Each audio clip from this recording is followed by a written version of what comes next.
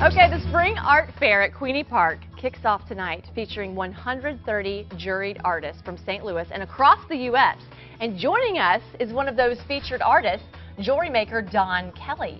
And Don's not just any of the juried artists. You won Best in Show last year. I did. That's a big honor. It was bigger than I thought it was.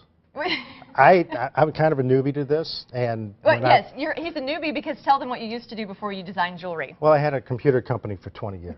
So, as my left brain worked. Yeah, so then you decided to just start working with forks. I had a hobby. I was a silversmith for about 28 years. Okay, and so that makes a little bit more sense. Yeah, and it was a creative outlook. And then making things and giving them away, I finally decided to go into business.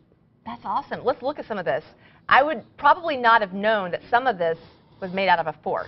I mean, this one, no, I still wouldn't have thought that. No, I would if I saw that part. Yeah. Yeah, but some of this doesn't have Some a are more handle. obvious than others. Right. So you make everything. Pens, earrings? Do you do earrings? Earrings. I have no earrings here. Most of them are pendants, bracelets, rings. Rings I make out of fork tines. And I had to ask where you get all of these forks. Estate sales. Really? Is that, I mean, pretty common to find a bunch of forks? Yes. My wife finds a lot of forks at estate sales. And I have customers come up and give me one of their forks, and I make now something for a daughter or granddaughter. Now, when I first looked at some of this, I thought, okay, well, so he bends it. How hard would that be? And then I don't know how you would get the squiggly lines going. But then I see what you start with, and I have no idea how you go from that to this. This is a bracelet that has a hinge in it, so it won't fall off your wrist. Okay. But I fabricate that out of a fork, create the hinge in it, and then... I want to know your secret.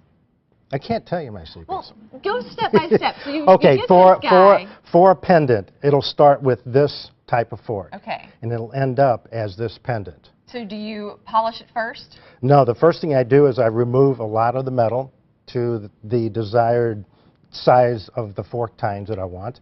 And I resurface the entire fork, and then I begin the process of bending and shaping and sculpting the fork tines around the stone. And how long does that take? Hours. Hours? Hours. Really? Most of the time is spent, once I begin shaping it and sculpting it around the stone, I have scarred the metal up quite a bit.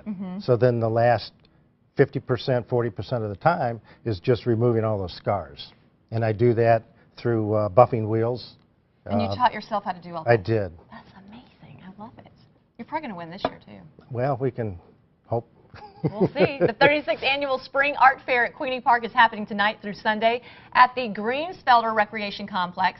Admission is just $5. And guess what? No matter what the weather is, it doesn't matter because it's all indoors. We posted a link to more information on the fair and a link to Don's website on GreatDaySt.Louis.com. Now, let's go to the movies.